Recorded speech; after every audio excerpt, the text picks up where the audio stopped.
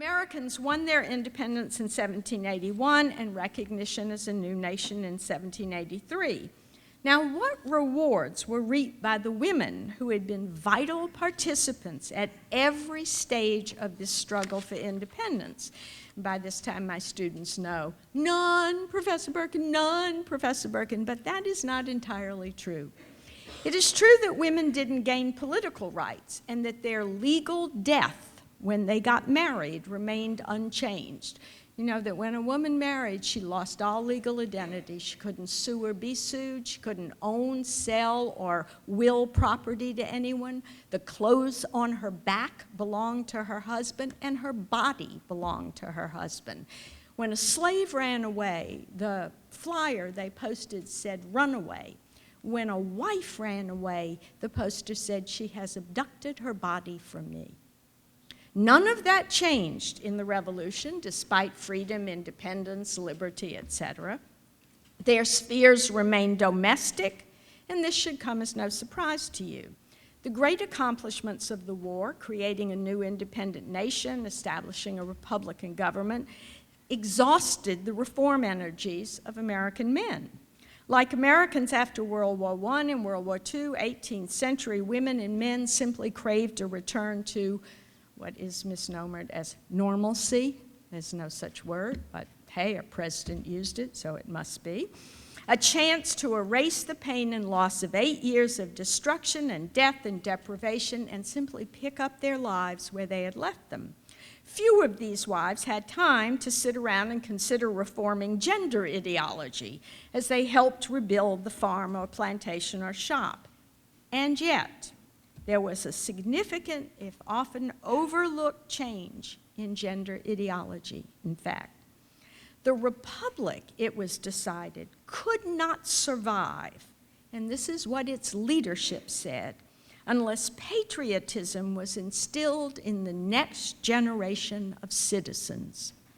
Young boys had to be taught that it was their obligation to fight, to defend what their fathers had won for them.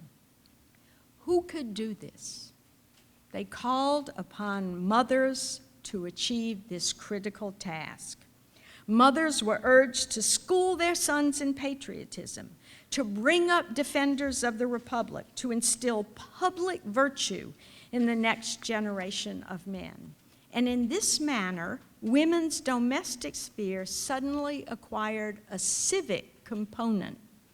It's really more dramatic than you can imagine because before the revolution, women's brains were assumed by everyone to be too weak for them to tell right from wrong. And so they couldn't raise their children. I love when my students say to me, mothers have always raised their children. Not so. Mothers may have taught their daughters how to cook and spin, but fathers raised their children, socialized their children, because only men had a rational brain and were able to make moral decisions. After the revolution, after women had participated and made choices of loyalty, men decided, hey, maybe women can determine right from wrong after all. This was a dramatic gain for women to suddenly be assumed to be capable of rational thought. The new ideology known as Republican motherhood acknowledged women's intelligence and their ability to make political commitments. With it, however, came women making a call for better education.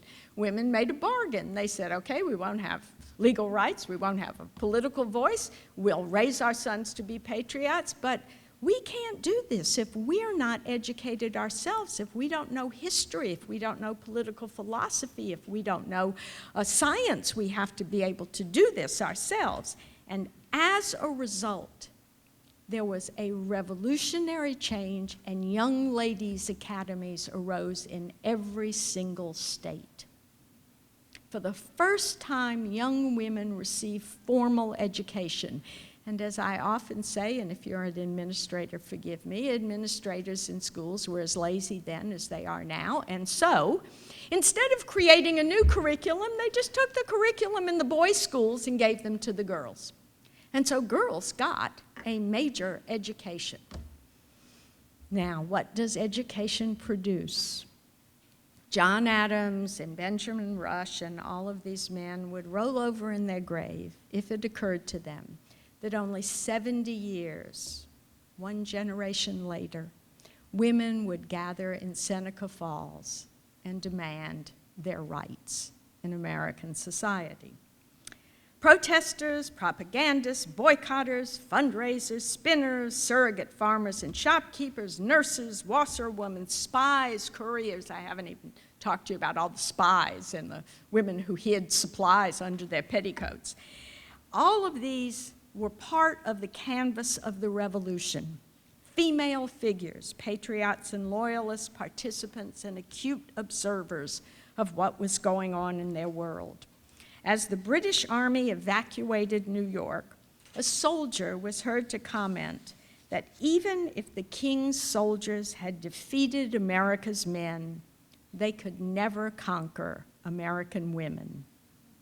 And perhaps he was correct. Thank you.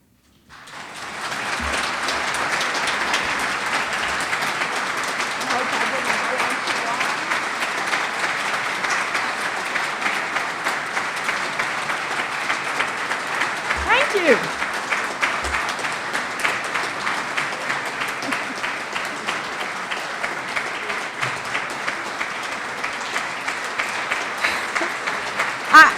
I know you're eager for food and drink.